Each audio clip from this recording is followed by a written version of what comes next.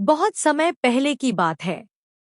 एक घना और सुंदर जंगल था जिसका नाम था सतवन वन। उस जंगल में हजारों जानवर रहते थे, लेकिन दो जानवर सबसे अनोखे और प्यारे दोस्त थे। एक विशालकाय, समझदार हाथी जिसका नाम था भीम, और एक तेज, नन्हा लेकिन चतुर हिरन जिसका नाम था चित्रू। भीम और चित्रू की दोस्ती पूरे जंगल में प्रसिद्ध थी। दोनों एक दूसरे के स्वभाव से एकदम अलग थे।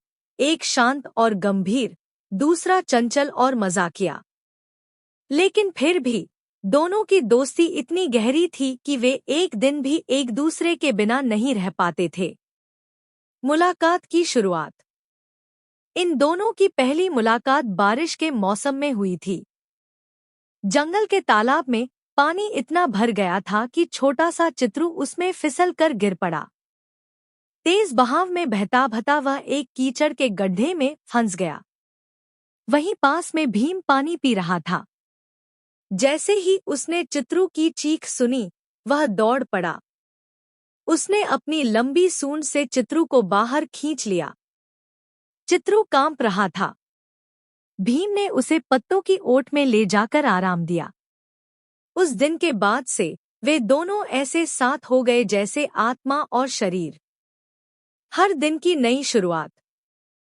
सुबह होते ही चित्रू भीम के कान पर चढ़कर उसे जगाता और कहता, उठ भीम, सूरज सिर पर चढ़ आया, तू अब भी सो रहा है? भीम मुस्कराकर कहता, तू नहीं होता तो मैं सोता ही रहता। चल, आज कहाँ चलना है? वे जंगल की सैर पर निकल जाते, कभी झील के पास, कभी झाड़ियों में छुपकर जामुन खाते, तो कभी लंबी घास में लुकाछिपी खेलते। भीम हमेशा चित्रू को पेड़ों के ऊंचे फल तोड़ कर देता और चित्रू बदले में भीम को ताज़ी जड़ी बूटियां लाकर खिलाता। मुसीबत की आहट। एक दिन जंगल में हलचल मच गई। कुछ शिकारी जंगल में घुस आए थे।